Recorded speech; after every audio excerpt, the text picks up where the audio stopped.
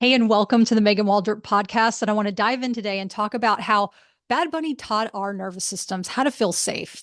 And sure, we're talking about Bad Bunny, but we're also not really talking about Bad Bunny. We're talking about identity and about being second generation, about being half Puerto Rican, and what that means for our nervous systems and how it was shaped by survival for so many of us. And also about what joy, real, true, embodied joy, why it can feel so vulnerable and also so powerful at the same time. And I want to start off by saying I'm not here to be political. I'm here to be Puerto Rican. That's all I'm saying. I am half Puerto Rican, very proud.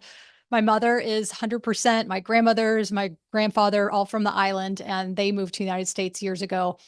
And back in the, God, what was it, the 50s? And several of my aunts and uncles were born there. And I'll get more into that later. But I want to talk about the halftime show. It was really interesting because watching it just something shifted in my body, and it wasn't just entertainment. It felt like home, and it was so powerful to see.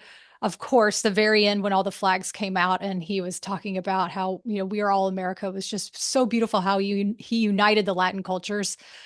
But just seeing everybody jump up and down and dancing, it reminded me of my mom's family. Like every single family reunion is just full of laughter, music, joy. I mean, just nobody's taking themselves seriously. And it's so interesting to think how many hardships they had gone through, but they are the happiest family that I've ever been around. And I know many of us can identify with this in our own history, and I would love to hear about yours. Of course, let's talk about it in the comments if you're watching me on YouTube, or DM me. You can also email me at support@meganwaldrop.com. So like I said, I'm half Puerto Rican, and what that meant for me my whole life, I'm 44, it meant that I lived in that in between state. I was also a Puerto Rican who didn't grow up speaking Spanish, and we moved around the world. I was a military brat, but I never really understood. I never was really faced with these two different cultures that I had until I'd have to choose my race on a government official form, which there were lots as a military kid. But there was a box. I feel like they've changed over time, but there's always that choose your race. And now they say choose your ethnicity. But going between, am I white? Am I Spanish? Am I Hispanic? As they would say. And I never, ever chose one. I'd either check both, even though it says choose one. I would either check both. I didn't care. Or I would check other and I would write in, I'm half Puerto Rican, half Caucasian, or whatever the heck the words were. But it was also interesting because, and my sister and I talk about this too, in the recent years of feeling a half Puerto Rican who doesn't speak Spanish and almost feeling like my sister said, she goes, I kind of almost feel like a poser. And I'm like, girl, I totally understand what you're saying. And I know there's so many people out there with these Latin roots or any kind of roots that feel like, oh, I don't really know if I really fit in with my culture because I'm not immersed in it every single day. I don't speak the language. But my love is there. My deep love and pride and total curiosity and awe of my culture is there. And so, where does that leave me? Who am I? Right. But it's interesting too, because when it comes to our nervous systems, if you're second generation, first generation, if you're a human being on this planet, our we inherit so many different things. We inherit our culture, but we also inherit that resilience that our culture has lived through. But we also inherit nervous systems that have been shaped by survival, and whatever that means for you. For my family, Puerto Rico, such a deep, beautiful island. I can go on and on and on. The people number one, but also the struggles of living in Puerto Rico. It's very challenging to live there, as Bad Bunny showed in the halftime show. I mean, one of them is just the power outages. There's not full support there. And I went there 2 years ago and was just really taken aback by how it felt like a developing country in certain ways, in certain parts of the island. And I'm like, this is America? What is going on here?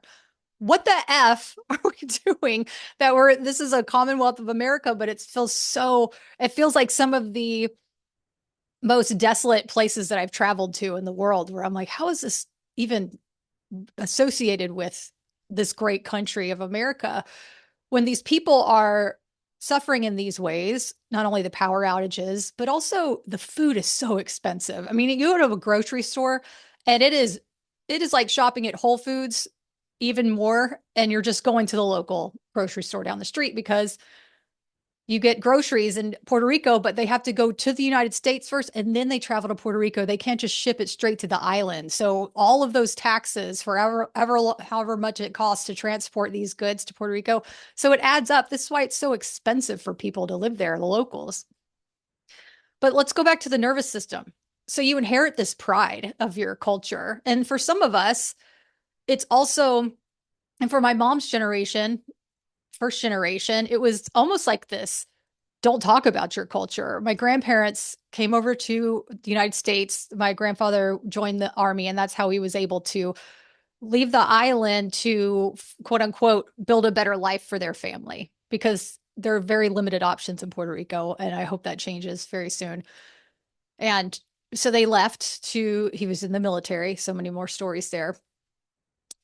But when their kids were growing up, they didn't want their kids to face that same hardship, the same type of, I mean, honestly, racism, straight up, that they faced. So they wouldn't want them to speak Spanish at home. They wanted them to speak English. They wanted them to be as American, quote unquote, American as possible.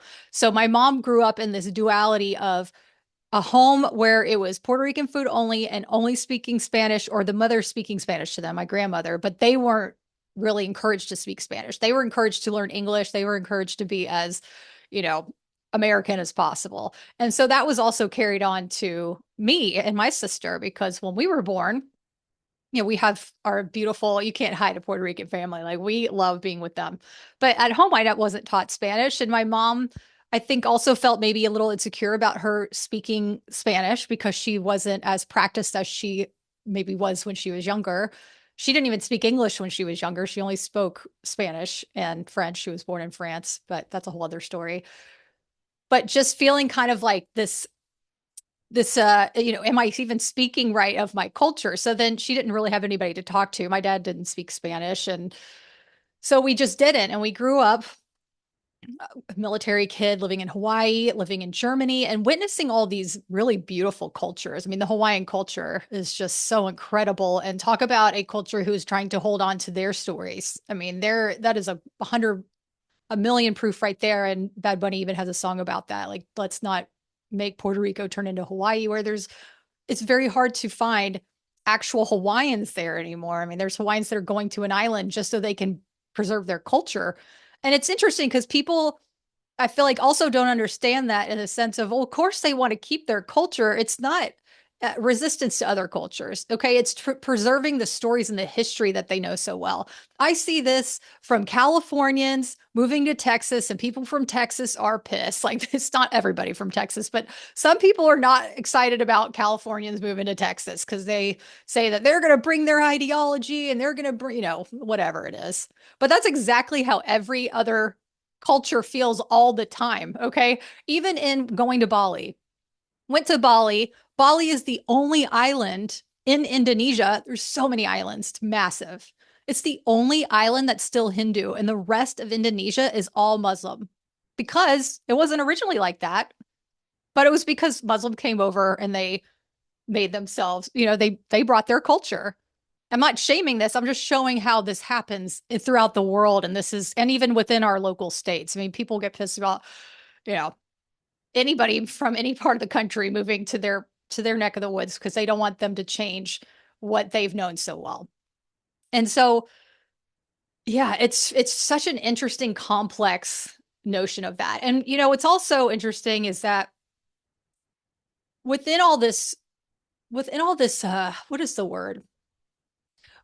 When it comes to people feeling like their cultures are being taken away, it can also bring up a little bit of cultural superiority. And if I'm being honest, I had to unlearn that because every culture, I mean, you could deny it, but it's true if you look into it deeply. It doesn't mean I'm talking to you, but I'm saying generally this speaks.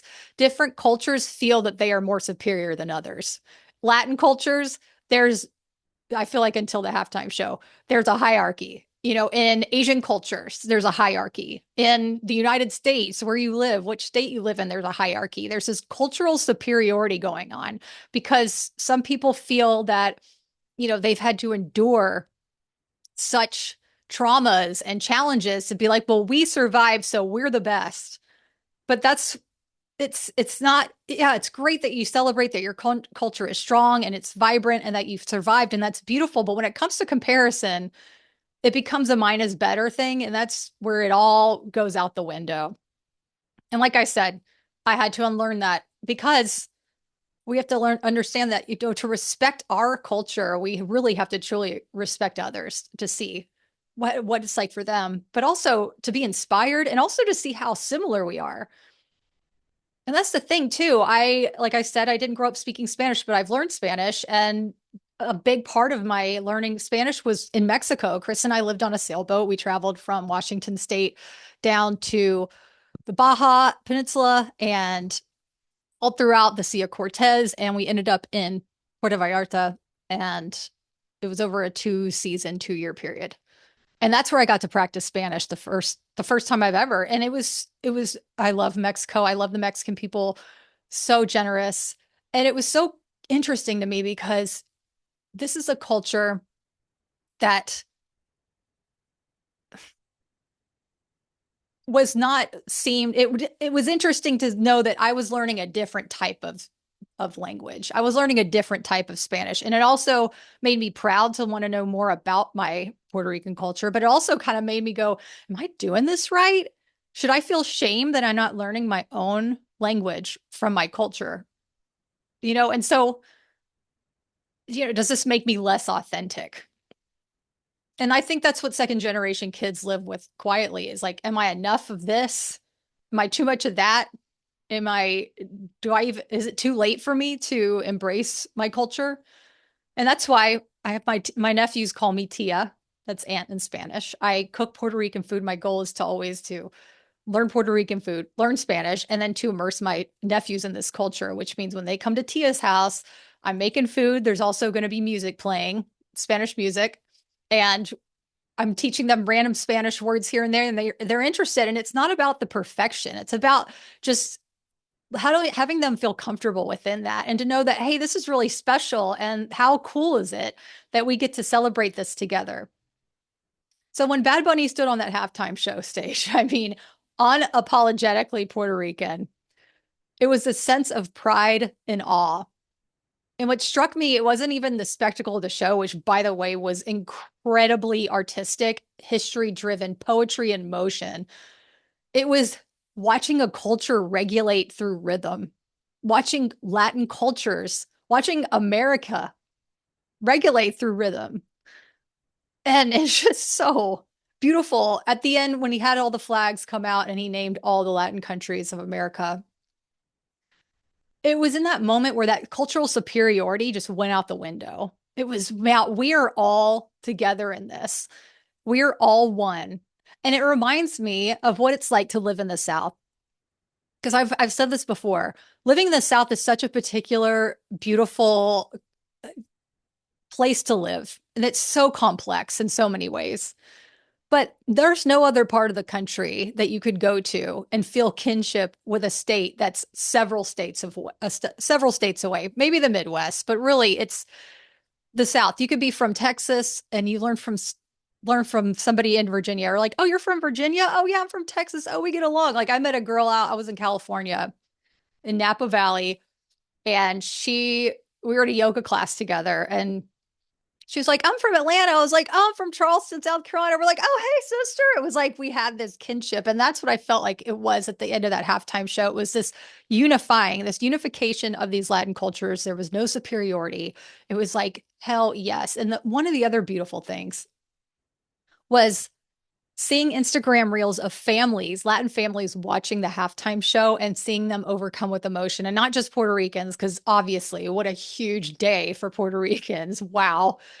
But to see people from Ecuador, to see people from Belize and all over the place, and these families waving their flags and just tears coming to their eyes and celebration when they heard him recognize their country name. It was just like, because people don't feel recognized. And it feels how beautiful that they could have that love, that shout out that we are all one, that this country that you may not think is a part of this. And it was just beautiful. It really was. And it was that, joy. That joy is the regulation of our nervous system. Dancing is regulating our nervous system. Community regulates the nervous system. And it wasn't chaotic and it wasn't angry. It was embodied. And that's when it becomes more than a halftime show. It becomes a moment in time. I mean, I told my mom, I said, I feel like my life is before the Benito Bowl and after, because now I feel strengthened in my Puerto Rican roots and I feel excited to connect with other Latin cultures and also to share our culture with other people, which I'm so stoked that you're here too, because it's just it's such a gift. And the thing is, like, I know that not everybody gets it. Like, that's totally fine. Not everything is for everyone. Like, I texted to my friends in Augusta. There's a group chat of us, bunch of dudes, high school friends. These are like my brothers. And there's about 10 of us, a couple girls, and too many guys, too many guys. I'm just kidding. I love them all. But, I send pictures of my family and I'm like, best halftime show ever. And, some hearted it and some were like, well, I don't know about the best halftime show. And they sent a link to Prince. They sent a link to Michael Jackson. I just saw on Instagram, someone's like, no offense to Bad Bunny, but this is my favorite halftime show. And it was Dr. Dre and Snoop Dogg. And I'm like, yeah, those are epic shows. Like, there's no doubt about those artists being incredible artists. But for me, the difference was those were incredibly entertaining.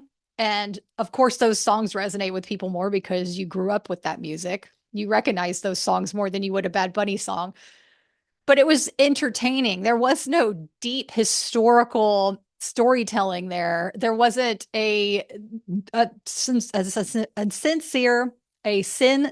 movement, a sincere call to action to bring people together and to unite them in that way. No shame to any of them, but I'm just saying, to me, you just can't compare. You really can't. So, you know, that's the other thing about this, the joy.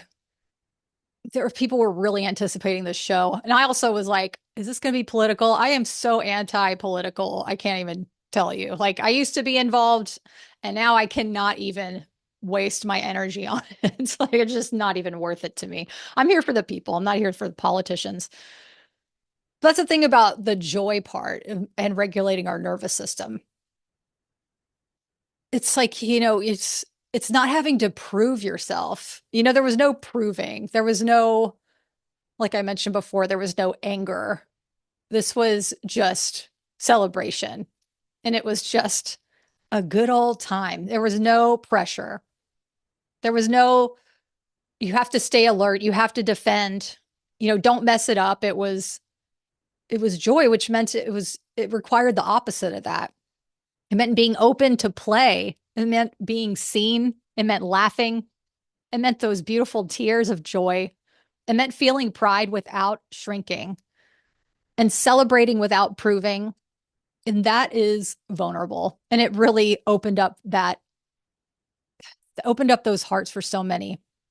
And it's funny because with our nervous systems too, sometimes when something good happens, our first instinct is to brace. Like, that was fun. Okay, wait, what shoe is going to drop now? What's about to go wrong? Like, that's not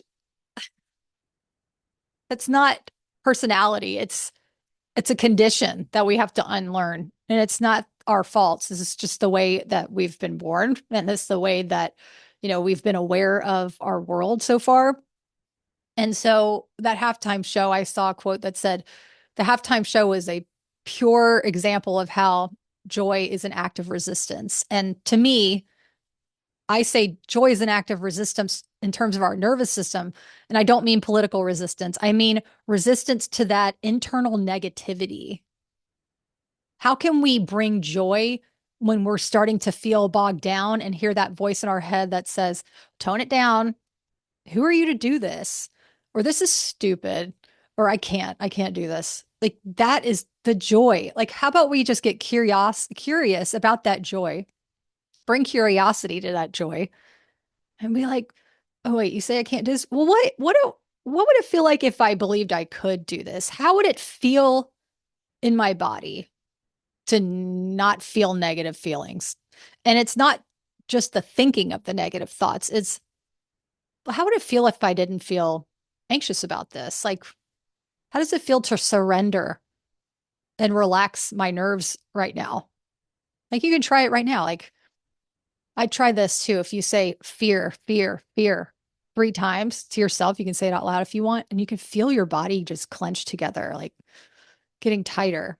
But then if you say love, love, love, and you can feel that expansiveness, it's subtle too.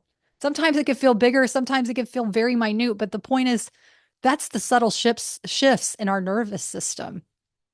That's what I'm talking about when it's how can you feel into this? It's like, how do you go from that shrinking clench feeling to, oh, how can I bring joy into this situation and let it override the parts of us that believe that we're not allowed to feel good at any moment?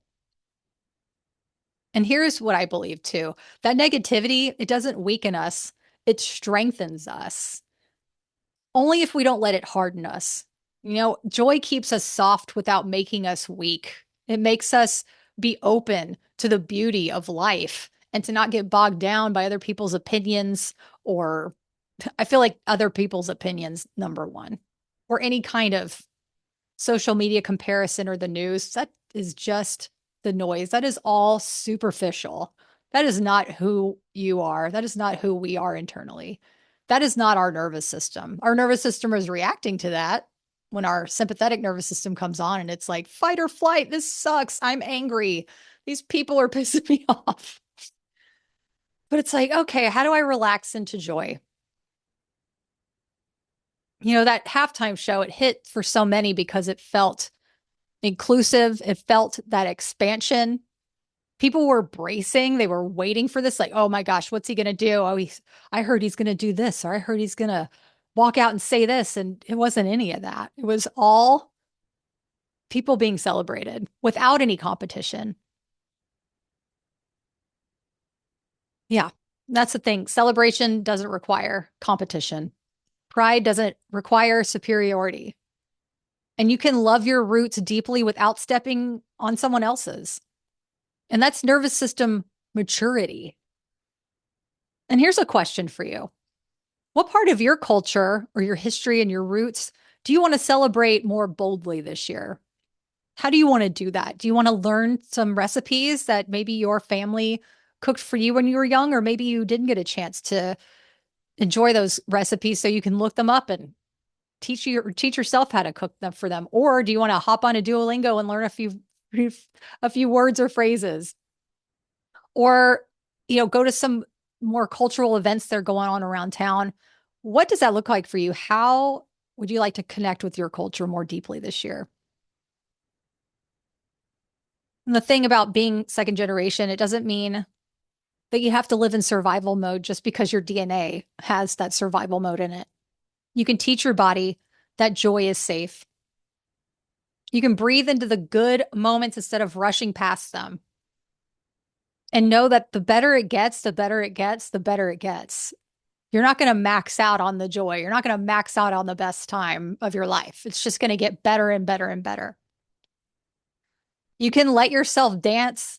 You can let yourself be a part of your culture without proving to anyone. One of my favorite takeaways from Bad Bunny, and I heard this on a podcast too, is that you're Puerto Rican no matter where you live. It doesn't matter who you are or where you live or what your background is. Whatever your culture is, that's who you are no matter where you live. You don't have to be from that island. You don't have to live there. You don't have to speak the language. Your blood doesn't lie. Your blood is true. And you can let yourself feel totally alive in that and be proud without apology. And that's not denial. That's growth. That's self-acceptance and that's self-love. So I'd love for you to ask yourself too, you know, where in your life are you bracing instead of celebrating? And what would it look like to let joy be safe in that area? So maybe joy is an act of resistance, but not resistance to a person. It's a resistance to shrinking, a resistance to bracing, and a resistance to the idea that celebration is naive. Joy is what survival looks like when it's reached a point of realizing the blessings that we have in this lifetime, no matter our backgrounds and where we are in life or where we live. And watching that halftime show felt like a reminder that we don't just survive, we dance through life. Thank you so much for listening. I'll see you next time.